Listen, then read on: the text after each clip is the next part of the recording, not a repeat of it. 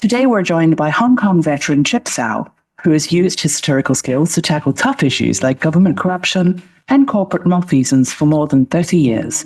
His career has not been without controversy. His outspoken and often irreverent commentary has drawn criticism, and he has faced legal threats, censorship, and even physical harassment for his writing. Chip will talk to us about lessons from his career and the potential of satire as a journalistic tool. That's the briefing. Let's begin.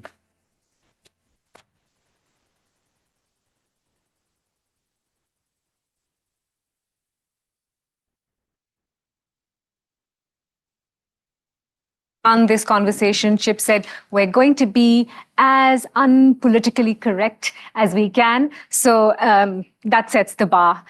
There's another sort of note that I would like to make. Amongst friends and family, I'm not known as the funny person. I know there have been a lot of social media posts with funny emojis. That one is not me. I'm setting the bar low, so you can be very kind and laugh at any jokes I make. All the pressure is now on Chip to be funny, witty, and make the point about satire, which is a great and comfortable way for me to kick off. Chip, thank you for joining in, first of all. You were based in Hong Kong for the longest time. Home is now Oxford. Let's start with a little bit of the why around satire and why you chose to pick it and what drew you to it. Well, I was born and brought up in Hong Kong, and I came to this country to further my studies with my A levels, and then followed by a degree in English literature and Warwick. That was in early 1980s, and subsequently I was fortunate enough to be able to get a job from the BBC World Service for an 8-year-long journalistic or professional or broadcasting career there. I would say an English degree helps very much for me to mold my character as I appear to be now, because English literature is such a treasure land of satires and humor and wits, right, and etc.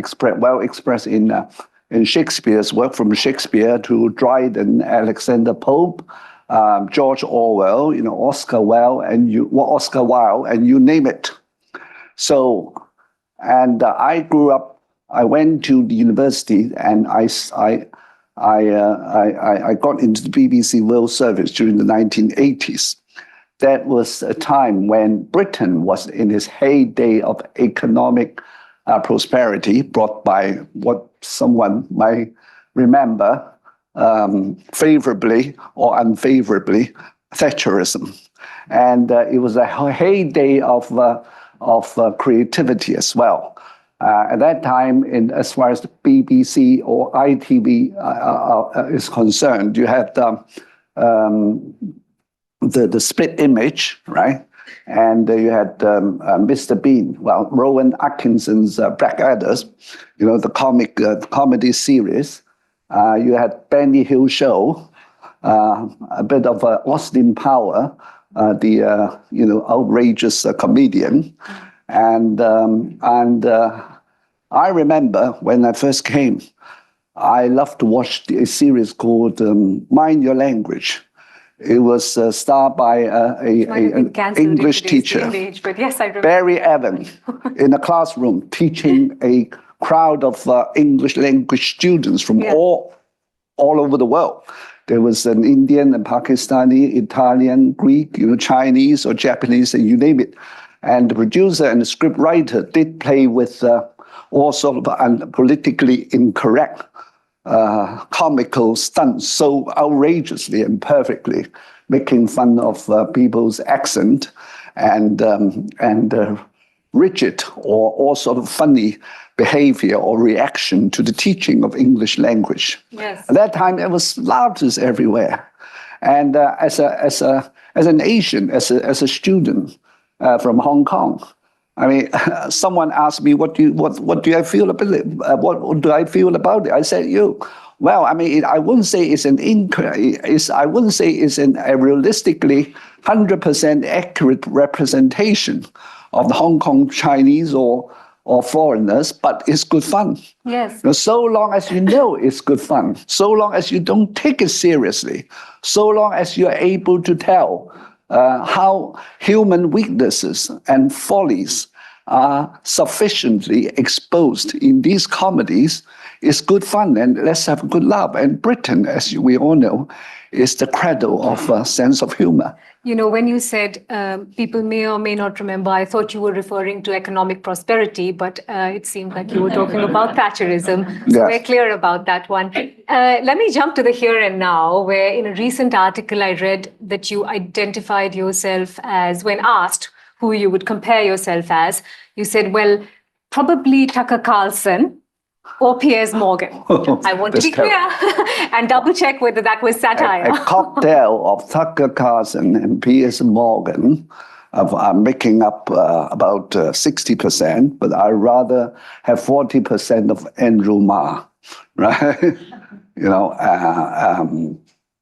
And a bit of a Stephen Fry as well, of a Cantonese version, Carlson Tucker, somehow he's going a little bit too far, as far as his enthusiasm and over-enthusiastic passion for all the fake news created during the previous American presidential election, monitored by Donald Trump and his followers.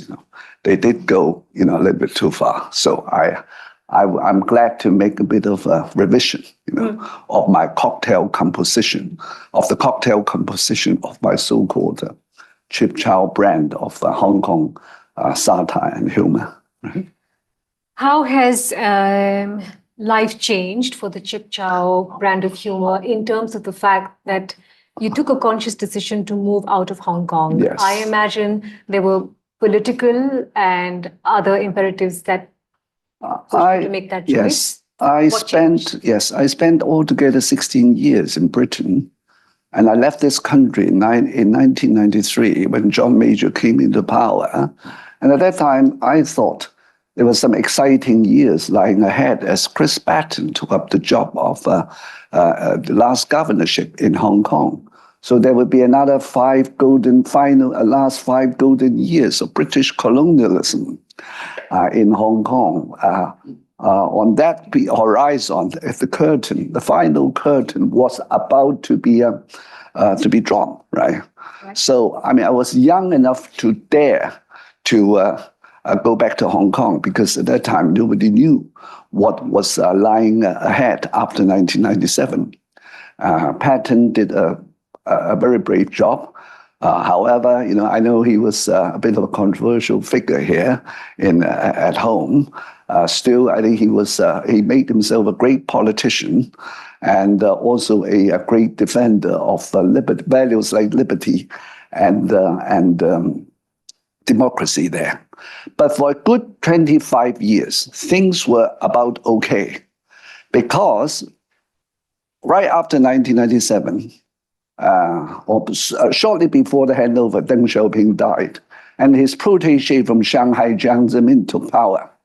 And when Jiang Zemin took power, China and Hong Kong enjoyed a good 20 years of financial bubbling prosperity, because Jiang Zemin was a fake communist.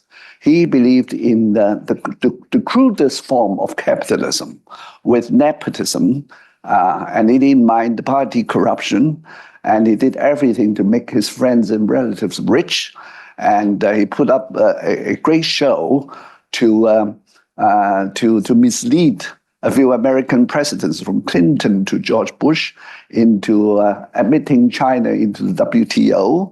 And then he created such a great Cinderella party for China and for the rest of the world, for America. So at that time, we were under the impression that the party would go on forever. And Jiang Zemin was born in 1926. He went to university in Shanghai in the late 1940s, before the communists took over. It was the Shanghai Jiao Tong University, founded by American missionaries, where he studied physics, engineering, and electrical engineering, and he was a man of limited letters. He could recite the Gettysburg speech by Abraham Lincoln, and he could sing some broken pieces of Italian O Sole Mio, that sort of things. And he made himself, he put himself at the center of the stage of Chinese diplomacy shortly before and after the millennium year. At that time, we all thought, I think the rest of the world did as well. China, as a middle class, was developing with 3,000 years Confucian cultures, and would stand a good chance of merging into the mainstream of globalization, if not civilization. Right? So Jiang Zemin died, and then we had this Chairman Jinping, or President Xi, and then the storyline changed a bit, and the rest is history, or is current affairs now. What does it mean for the world of satire? Has it become, and let me sort of, add a few layers to that question. Do you feel it's become more blunt as a tool? There was a round of laughter amongst the audience when, the poll showed that people think it's not as useful as it should be, yes, because it sort of draws attention towards fake news. Is that a problem? Wow. And I think, the other part of this, because you walked us so eloquently through what was happening across, yes, China, is there a cultural context to it? Is it possible to do a Charlie Hebdo in some countries and not in many others? Very good and complicated question. I thought I'd put it all in there. I went back to Hong Kong shortly before 1997, and then I worked for a newly founded English newspaper called Eastern Express. At the same time, I became a Hong Kong radio weekly cultural talk show, and plus a few jobs from the TV stations there, And as Hong Kong entered the post-1997 Chinese rule, we sensed the atmosphere, despite the economic tolerance of Jiang Zemin, right? We felt the tension in the air or in the atmosphere getting a little bit harsher and harsher, right? And the writing was already on the wall, was always on the wall. That means the Chinese or Beijing would not tell you what you can say or what you can't, what you can do or what you can't. They are very clever in installing invisible lines. It's just like the kind of science fiction stunt you see in movies like Mission Impossible. When Tom Cruise gets into the headquarters of a gangster's headquarters, trying to steal something. There are invisible red lines everywhere. So you have to second guess. We all lived in a time of second guessing, right? So some did not manage to survive long because they criticized Hong Kong, the Chinese government, and Jiang Zemin and the Communist Party in the most blatant and straightforward way. And I saw my peers coming into stage and being told to shut up, and some of them even arrested in China, and some of them bluntly censored into silence. So I think I was smart enough to remember my early English literature education, the use of understatements, the use of the subtle use of words and terminology to make you sound apparently impartial and objective, without touching upon the vulnerable nerve of the CCP, as well as the very nationalistic and jingoistic Chinese people, which is now getting worse now, right? So I drew myself some lines, but not out of self-censorship, but out of the art of sarcasm, or the art of expressing things in a witty and humorous way as a bit of a challenge to myself, and to see how I could survive in a post-1997 Beijing directly or indirectly ruled Hong Kong. And surprisingly, I was okay. I got away with many things. And some people from Beijing were willing, apparently, to make friends with me. And they said, oh, they read my columns. They wouldn't agree on everything I said. And they think, oh, you are a little bit deliberately or provocative funny. However, we still consider you a patriot, not quite a compliment, you know. So I just managed to survive. And as I started reading many reports and stories written by journalists and reporters from some third world countries, you know.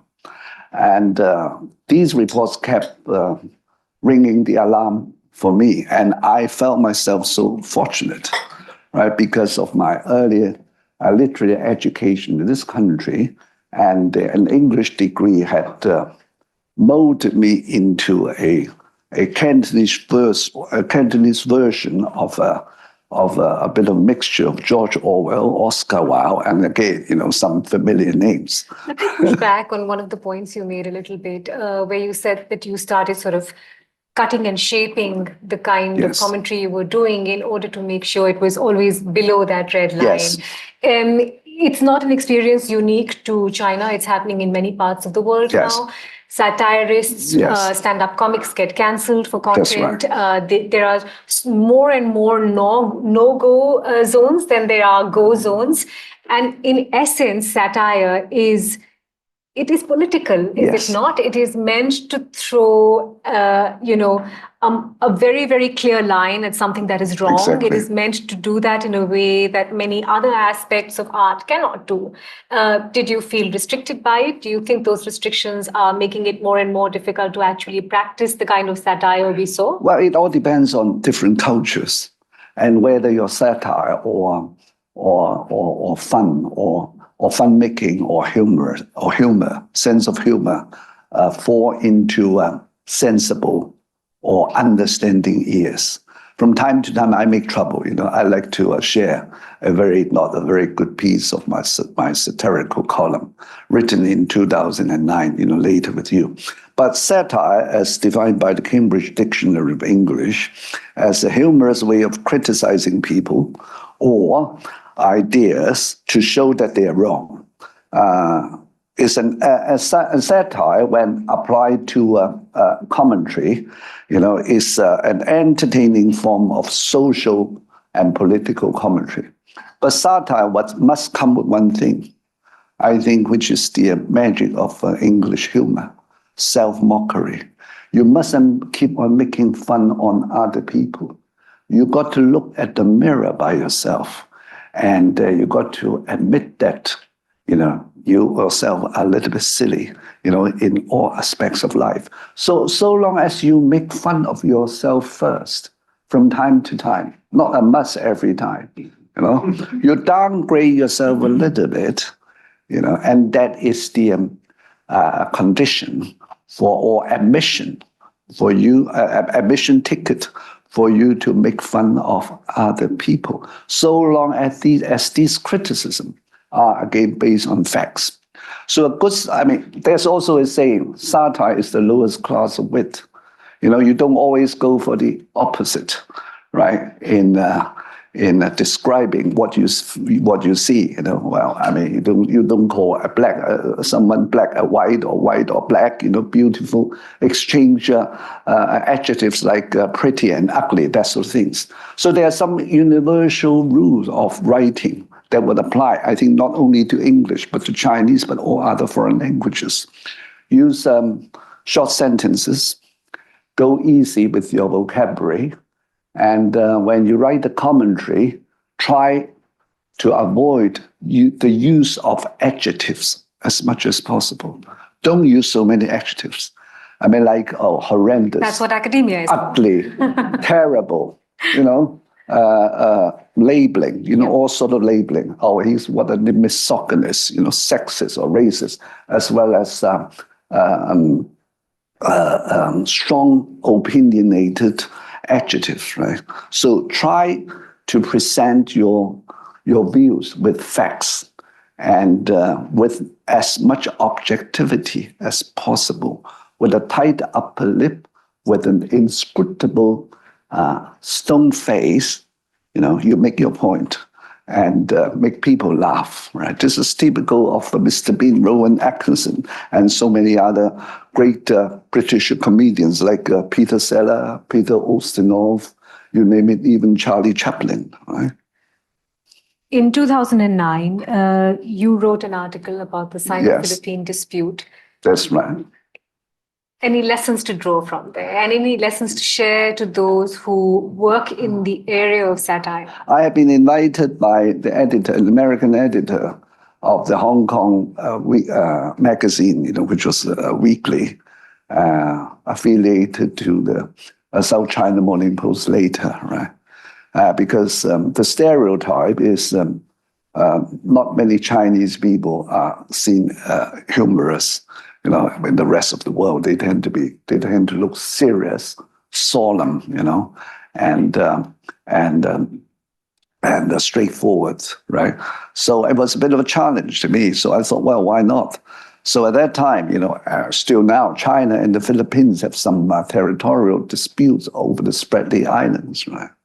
And Hong Kong is sandwiched between China and the Philippines in a way that so many Hong Kong housewives, including myself, are employers of Indonesian, Thai, and Filipino domestic helpers. Right? And that kind of political rows between the two countries, I always wondered what kind of implications those Filipino domestic helpers have, because some of them, or even most of them, were or are graduates from universities. They are not there just to do domestic and kitchen work. They have families in the Philippines. They have the husband, or some of them even children, but they are more or less seen in a stereotype as domestic working machine. In my eyes, it's de facto modern slavery, not very fair. And some of their human rights are are ruthlessly taken off. For example, if they get pregnant, they get the sack.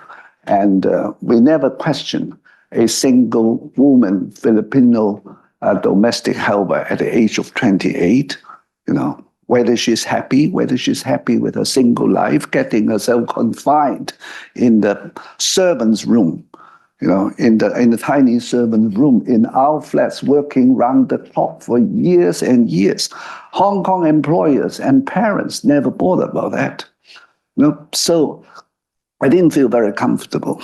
Right? I was deeply sympathetic with the plight of the domestic helpers' predicaments in Hong Kong, but not many Hong Kong people, of my age or from my peers understand or wish to know, to listen to or understand what I was trying to say, because Hong Kong was enjoying the golden bubbling years of China's GDP growth, under Jiang Zemin. So I decided to write that piece. Presuming a scenario that I got myself into the kind of bullying situation by asking my Filipino domestic worker whether she would accept that a part of her motherland, a part of her country, belongs to us. So it's, with hindsight, it was a bit silly. It was the kind of crude satire with some Cantonese cultural characteristics. Right? In Cantonese, we do express our humor somehow in that way. And mind you, Cantonese is a very cynical and humorous language, but somehow, too graphically blatant, different from English, right? So it was a bit of an experimental combination of Cantonese humor and English satire. And when after it was published, I didn't know that there was a Filipino parliamentary election that was going on, right? And opened a can of worms right away, And the Filipino Domestic Workers Association in Hong Kong was very angry, and as well as the consulate of the Philippines in Hong Kong. At that time, the chief executive of Hong Kong, the governor, Donald Jiang, a personal friend of mine, he wouldn't even grab the phone and call me. Hey, Chip, what the hell is going on?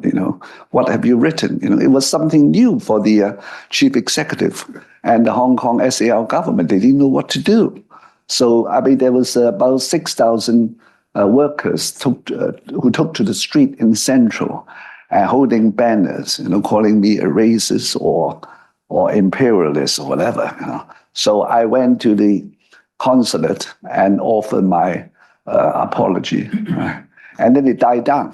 A couple of weeks later, the Filipino government sent their tourism board official to Hong Kong privately and said, well, we have read your article, we've accepted your apology. We believe that there was some cultural misunderstanding involved.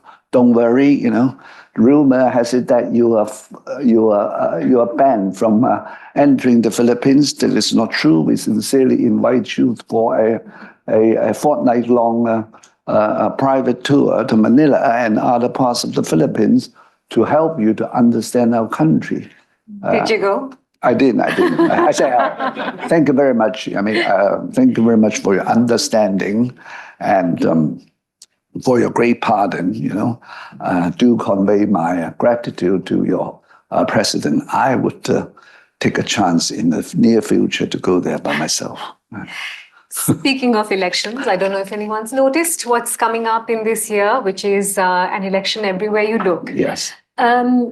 It's vulnerable because what you write could be exploited or made use of by other parties somewhere, lurking invisibly in the world. You never know. We live in a globally well-connected world of information, So we are in a more vulnerable position than perhaps 20 years ago. Yes.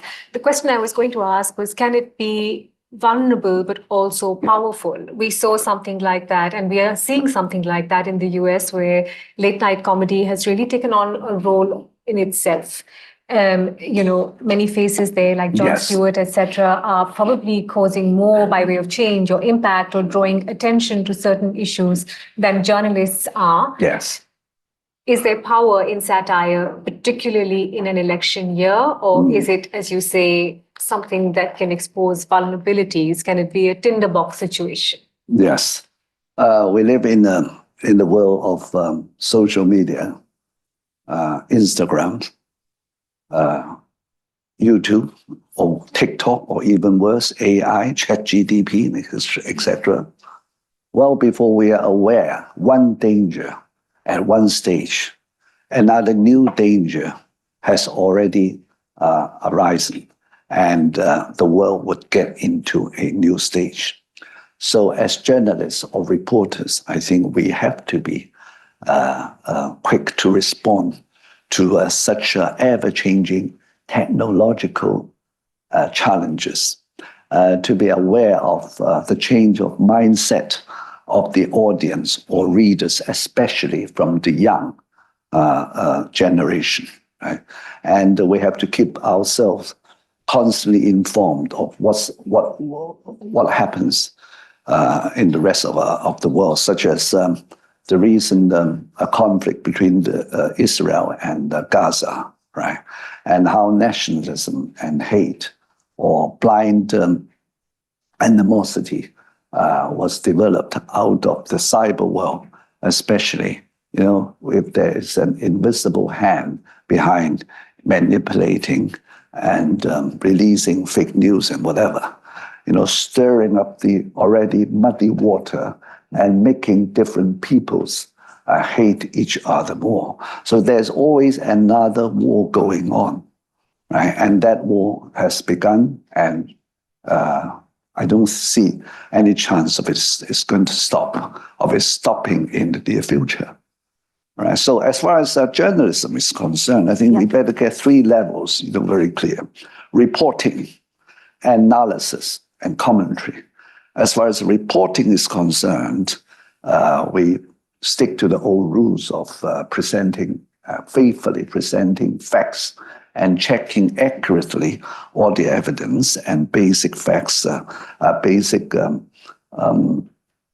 truths like what, when, who, when, where, how. The old rules. Arrangement and materials and narrative in an objective way, and avoid your own subjective comment or just stay invisible as a journalist. And the second level is analysis, telling your reader the causes and the possible consequences of your news story, from an objective angle with the knowledge of the journalism. And it is from that level if things get a little bit dangerous, because you are not only reporting what happened, you are telling the readers why and how it happened, right? So your reporting or your words could touch upon a few nerves of the authorities or of a dictatorship lurking somewhere. You're refreshing readers' memory and arousing readers' further interest in the background, context, and possible further development of the news story or where it happened. So the third level is commentary. It's just like editorial in The Guardian or The Sun or Mirror. Is the expression of the views of the journalist, his concerns and perhaps anxiety, framed in a vision of insight with a moral light, telling what the journalist thinks is right and wrong. Now, when you get to that level, and if you become a so-called celebrity, you're more or less on dangerous waters, because you become influential. People will listen to you, and you are branded as so-called an opinion leader, right? And now, it's worse. That term, it makes me laugh from time to time. KOL, key opinion leaders. Once you're called a key opinion leader in China, it's not a very complimentary and a flattering title, because there's only one key opinion leader who resides in his imperial palace in Beijing. One man with his lone voice. And how come there is an alternative key opinion leader somewhere in Hong Kong, whatever, So you're inviting troubles. So in this under this sort of atmosphere, I have to take up more precautions. I remember a veteran, a former friend of mine, also a former boss, Louis Cha, who was also an honorary doctor from St. Anthony's College of Oxford. He warned me when he was alive. He was a great martial arts novelist, as well as a proprietor of the only liberal newspaper in Hong Kong, Ming Pao, right? He told me, look, Chip, survival is of prime importance for a journalist. It doesn't serve you any good if you dare speak up the truth and get yourself locked up for 15 years or even face the firing squad. You must survive to see the end of a tyranny. So you've got to protect yourself. It's just like the weather. When it gets cold, wear a few more jumpers and jackets. When it gets hot, when climate turns to summer, take off your jackets and wear T-shirts. And you remain yourself all the time. What you wear changes, but your heart and soul and your principles and your bottom line remain unchanged. That's Louis Cha. And he later got involved in Hong Kong politics. And he was attacked by some radical Democrats in Hong Kong of betraying the interests of of Hong Kong and kowtowing to China.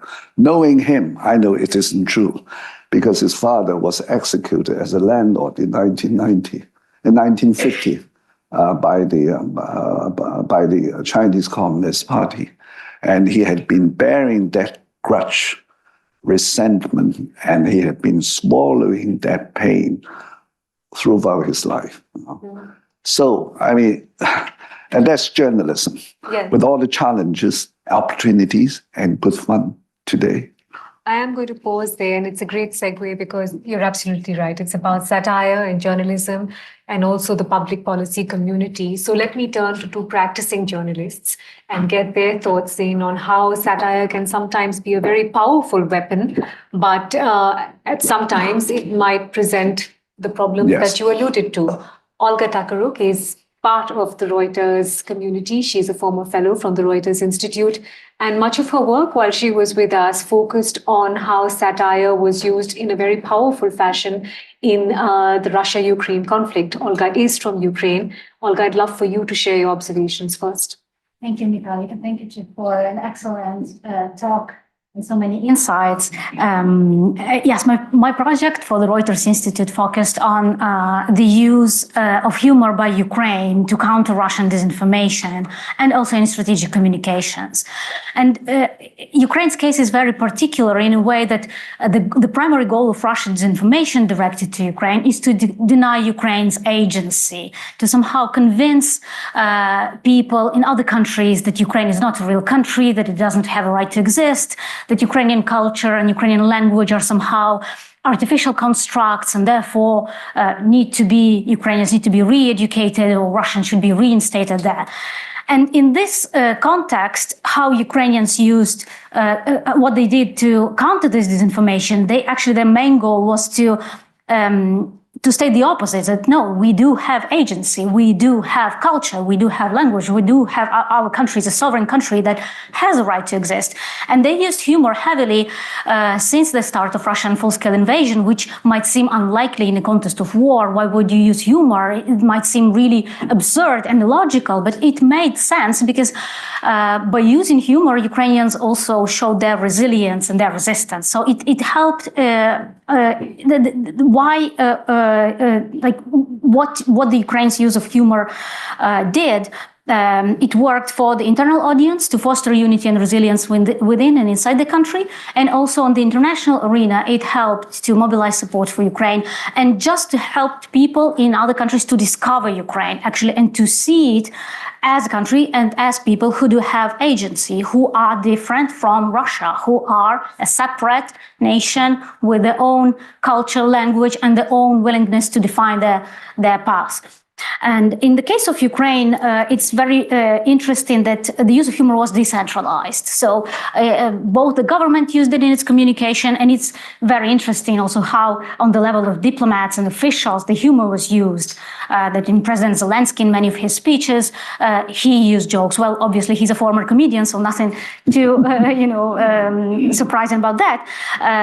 But also remarkably, how many just ordinary users online used humor, created memes to demonstrate their resistance, their resilience, and to just get the message across about Ukrainian cause to the wider audience. So what humor did in Ukraine's case, it helped Ukraine to reach wider audience in even among people in other countries who didn't really know much about Ukraine, who didn't really care about Ukraine. But when they saw a funny meme or they saw images of, a Ukrainian, and then the memes that were created of a Ukrainian tractor pulling a Russian tank in the very first, weeks and days of the invasion, and a lot of memes that it generated, that helped people to relate somehow more to this country and to appreciate, how these people are able, under this situation of horror, under Russian bombardment, in the situation of an external aggression, they are still able to make jokes, they are still able to make memes, they are still able to somehow withstand and survive. So it helped many people in other countries who maybe knew little about Ukraine to discover Ukraine and to understand what Ukraine is, and to discover also humor as a part of Ukrainian national character in a way. And also in terms of disinformation, humor and satire, they really help to expose the absurdity of Russian propaganda and disinformation, because Ukrainians were somehow making this basically repeating what Russians were saying, but repeating it on steroids so that it would become obvious how ridiculous these claims were, just how absurd they were. And in that sense, it really helped to combat disinformation much better than all debunking or fact-checking initiatives. And of course, humor is just one tool. It is not the only tool when it comes to disinformation. And as the same amount of people in your poll argued that it doesn't really help you because it might draw the attention to the disinformation. But in the case of Ukraine, as I said, because both Russian disinformation and Ukrainian attempts to counter it are about agency. And that's why I think it worked in this case. Fantastic. Thank you for that, Olga. Satire and war was not a combination I think people had looked at, and you walked us through how that came to be. The other one I think people haven't looked at are satire and investigation. John Allen Namu is an outstanding investigative journalist. A lot of his work has been broadcast worldwide. Is that a combination that works, John? I mean, satire and corruption, satire and socio-political situations, all of it we understand. Can it be used in a powerful manner for investigative pieces? Oh, yeah, for sure. I think, and I mean, just to locate Kenya in this context, I think Kenya has a long history of the use of satire, both within the context of journalism, but also just socially. In terms of investigative reporting, there's been a lot of use of satire, just like Olga has mentioned, the public consuming investigative reporting and then turning some of the content from investigative reports into memes and what have you online. I think Kenya has a very, very strong sort of current history on that. And I think most powerfully, aside from the demonstration of agency, it's really become almost like a fourth language for a lot of populations across the world in terms of expressing either their discontent with the state of affairs or being able to speak to people who are in positions of power that they'd never be able to sit across from the way I'm seated across from you. In Kenya, there's an author named Yvonne War, and she authored this book called Dust. And in it, she says that Kenya has 3 official languages, English, Swahili, and silence. And I'd say the fourth language is humor. And in humor, what you find, especially with this younger generation of Kenyans, is a bravery that you haven't really seen in the past, because it's now almost democratized, right?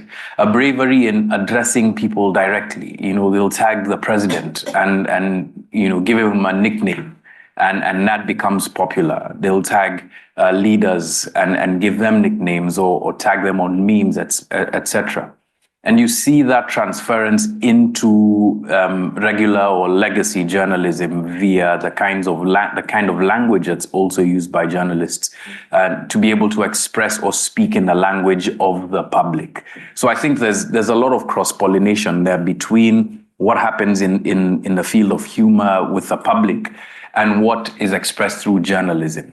I'd say that kind of almost like 2 sides of the same coin, right? So where journalism is more hard-eyed, it's more factual and on the nose in a sense. Humor uses more indirect language and more indirect content to be able to express some of the same points.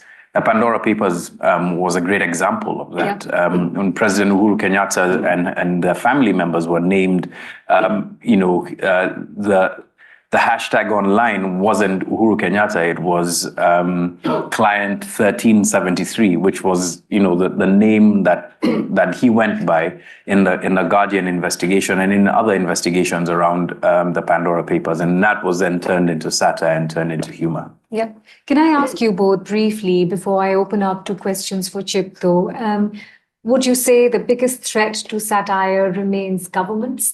For many cartoonists, the state of play at this point across the world is that they expect zero understanding from the political community and only some support perhaps from the legal community in the courts. What if, Olga, the joke was on Ukrainian misgovernance? Would there be as much capacity to take it on the chin and say, that was funny? Well, Definitely, Ukraine is a democracy. Ukraine, it does have its internal problems, but there is still freedom of speech. And the government is used to being criticized, and the government has to react to the criticism in the media. And satire is a form of that criticism. So actually, the main threat to journalism in Ukraine is Russian invasion. John, same question to you. I'd say that the main threat to, are you saying the main threat to satire? Yes.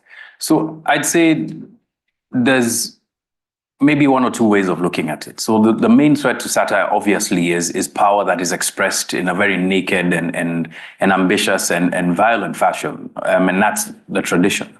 But in context of freedom of speech and the proliferation of the internet, I'd say another threat is political correctness itself, right? So because, with the new sort of interactions that we're having with one another and the redrawing of lines of who is who and identity, then people are trying to be able to establish themselves, their own identities, etc. And that becomes a sore spot for communities who are trying to build their own, identity, right? And political correctness often demands that you kind of treat these new communities with kid gloves, in a sense, and they often take it fairly badly that they'd be the butt of a joke, right? So I'd say it's those two things. But on the one hand, I agree that political correctness sometimes can stand in the way of having like a really honest and sometimes humorous conversation. But on the other hand, it can be taken too far. So it's that. I think it's the expression of power in a very naked way. Then there's the misuse of political correctness, and I think it would be those two. Yeah. Thank you both very much. I'm going to now open this up to the room. We're going old style, which is raise your hands, and I will point out to you. Hopefully, we can get a mic to you, and you can direct your question to Chip. Shall we start there with Omar, and then we'll come to you? Is there a mic reaching Omar, or shall I just ask him the question to start? The room is my voice. Yeah, fine. But people online may not be able to hear you. Okay, thank you very much. It was very interesting. I have one or two questions. The first question is, how is your strategy to avoid satire fatigue? Because when you repeat something like almost all the time, when it's new, everybody runs to it. Then when it goes through the time, it becomes kind of, people are developing kind of avoidance. How is your strategy to avoid that? And also, what do you say to people that think that using satire to tackle political issues is kind of de-dramatizing those political issues? And last question, can it thrive in a poorly educated country? That's a lot of questions. For anyone who's online and didn't hear that, let me just do a very quick run through. One is around satire fatigue. The second question is about de-dramatizing what are actually extremely serious political occurrences. And the third one is this ineffective for a poorly educated community? In other words, is satire in itself quite elite in nature? Chip, would you like to? Yeah. I mean, generally, there are two types of satire. The first is what I would call raw and naked satire, taking the Hebdo caricature more than a decade ago. They deliberately or blatantly drew a caricature of Muhammad with a big turban with some explosive bomb hidden in it, and seen by the readers. Now, these for very radical, for Muslim people from an Arabic cultural background would find it extremely, extremely provocative. And that, I would say, that would put those respectable French artists in a very difficult situation, That is an example of raw and naked sarcasm. And the other one is the most famous ending line of the Animal Farm, right? Those creatures outside looked at each other, from man to pig, from pig to man and from man to pig again. And it was impossible. It became impossible to tell which was which. Now, the juxtaposition of man and pig so blatantly would sound a little bit too straightforward and provocative. But these examples of raw or naked sarcasm would appeal to the mass, and very forceful, very powerful, and you could use once or twice, very, I would say, daringly. But depending on the change of political climate, if the employment of such examples of satire immediately incurred very angry response from the social media or internet with an overwhelming volume or amount of name-calling or hate or even threat against your life, and then you would have tested the temperature and would refrain from using that again, for your own safety. Now, the other satire, the other kind of satire is, I would say, a more subtle kind or more sophisticated, without naming, without using words like pigs and dogs or whatever. For example, the Chinese people are now getting extremely nationalistic and jingoistic among themselves as for their hate against Japan. There was an earthquake. There was an earthquake in Tokyo, followed by a few, attacks, right, in Japan. And all the Chinese social media boiled up and applauding, that those sufferings, by the Japanese people, and think that it was their karma. So in an atmosphere like this, how would you play with your satire, right? And I would say something like this. Chip Tsao, right, as a journalist or columnist or broadcaster, whatever. I've been working in journalism, in broadcasting and writing for years, but I feel no sense of achievement. My greatest achievement has always been, I am always mistaken as a Japanese in Europe, America, or even in Japan. Now, so many things remain unsaid. That means you're mistaken as a Japanese rather than a Chinese. There's so many implications. That means you don't go noisy when you talk or speak to your friends in the public. You look elegant. You have the right dress code. You're always polite and quiet while checking into a hotel, in Tokyo and Osaka. And somehow I deliberately, I came back from Kyoto, about 2 weeks ago. When I was in Japan, it was half being pretentious, half being, really typical.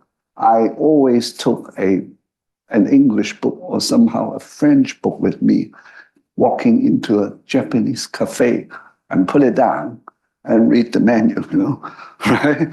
And dress like something like this, not in luxury, right? And I got very, excessively friendly treatment from my Japanese surrounding. So many things remain unsaid, but it's provocative enough. It's anti-nationalistic. I even risk the crime of treason, really, if enough people can read between the lines. But without underlining things, without calling a spade a spade. So you employ different tactics of satires from time to time. Just be creative. It's good fun. I'm sure when George Orwell used to be a journalist and as well as a writer, and he was also a colonial police officer stationed in Burma. He has seen enough of the world. He had been in touch with different cultures. Well, that's why he was such a prolific and such an interesting, one of the greatest English writers of the 20th century. I'm going to try and move it along because I know there's more questions. The gentleman at the back first, and then we'll come to you. Please go ahead. Yes, you. Yes. Thank you. Okay, thanks. My name is Duncan Hewitt. I'm actually an old colleague of Chip's and used to work for the BBC in China. So I was interested in John's point that in Kenya, you've seen a sort of rise in the courage of people to use satire, I guess online in particular. And we saw something very similar in China for about 15 or more years, until about 10 years ago, when, I think the current key opinion leader, as Chip described him in Beijing, very much is opposed to humor of any kind and satire for sure. And so what's happened in Hong Kong since 2020, when China introduced that very tough national security law? I mean, is satire dead in Hong Kong? And can people like you outside Hong Kong still keep it alive? Yes, more or less. To use that, by the way, Chip, in discussions at home. As key opinion leader, I decide. I'm going to do that. Please, go ahead. Yes, it's more or less, died down. A good friend of mine who's a caricature artist, Zhenzi, who has been working for Ming Pao for more than 30 years. He had been threatened by the police chief in Hong Kong about his daily cartoon, against against the police and against the current SAR Hong Kong government, and he was threatened to be sued or taken to court by the so-called national security law. And he's a very brave man. I know him so well, a very talented caricature and cartoonist, But his newspaper, Ming Pao, got a little bit scared, and they asked him to terminate his daily cartoons. What made me angry is Zhenzi, a good friend of mine, has so many artistic talents. He could be hired or recruited as an illustrator for children's books or for textbooks. There are many publishers in Hong Kong. They could easily offer him a job, but instead, nobody would. But they think he's treated as an untouchable because of his name, because of his familiar face, because Hong Kong is such a small place. Everyone seems to know each other. So it is censorship coupled with the kind of unnecessary fear and self-censorship from the Hong Kong people and the Hong Kong, at least, publishing industry and media themselves. So it's a boring place now. It's just like Jerusalem 2,000 years ago without Jesus and all the disciples. It was the omnipresent rule of the Roman Empire by the Emperor Tiberius. But I'm not sure. But I'm sure it's going to be short-lived. Things will change. It can't go on like this. We all live in the 21st century. Come on, this is not. The world is no longer at the time of the Genghis Khan or Emperor Qin or Caligula or whatever. So long as you can weaponize your humor and satire creatively and smartly, I think more or less you can survive, and I hope so. I think I'm sure there's humor in all cultures. I've heard some really brilliant Russian jokes during the Soviet Union time, against Khrushchev and the Soviet Union Communist Party. They were great stuffs, and also they are great humorists and joke tellers, in China, right? Their punchlines, keep coming out through the Chinese intellect. They're brilliant works, right? So I hope one day, when the climate changes or the naked emperor is no more, these great works would be collected and could get into print and become some great documentation of a human history to show to the future generations that some of us, did fight hard for the sake of liberty and freedom. Right? I think we can squeeze in one more question. The gentleman in the brown jacket, please. I was expecting something else, some humorous type of environment inside the room, who want to create Journalists in public policy, I'm sorry. Couldn't get fun here. humor and make fun while listening your lecture, and we want to understand the subject in a different way than usually we understand the subject matter. So in this context, I would like to ask one question, only one question. How do you describe or hit corruption prevalence in the world in satirical language? How do you describe? How do you describe attacking corruption in a satirical way? Describe or define corruption prevalence in the world in satirical language. In the fourth language, Zone has already been mentioned that this is fourth language. I think the best case study is Animal Farm. It's all about a piece of satire. It's a immaculate piece of satire of political corruption. You know, when the two pigs, one called Napoleon, the other Snowball, first they are first leaders. You know, speaking up for the underprivileged of the animals. Once they get the power, become the ruling class, they abuse their power, right? So Animal Farm is a great piece against corruption. I mean, there are different forms of corruption: money embezzlement, nepotism, you know, installment of the president's sister or whoever, you know, Kim Jong-un's, you know, now showing off his 10-year-old daughter blatantly to the whole world, you know, telling his people that this 10-year-old girl is going to be the next queen of North Korea, and different types of corruption, right? So what you can do is to dramatize each case, and knowing the roles of these corrupt government officials, you know, who they are and where they have come from, you know, and what is the case of the corruption like? How much money does it involve? Is the money now transferred to America, you know, or London? You know, a few luxury apartments in Hyde Park, right? So if that's the case, you know, get a piece of cartoon, you know, of a luxury flat at Hyde Park, you know, with a view, you know, with this man, you know, right, hugging his mistress or whatever, sipping a glass of champagne or whatever. I mean, this is typically, you know, a stereotype. Things like that, depending on different cases, and tailor-make and design and construct your satirical piece.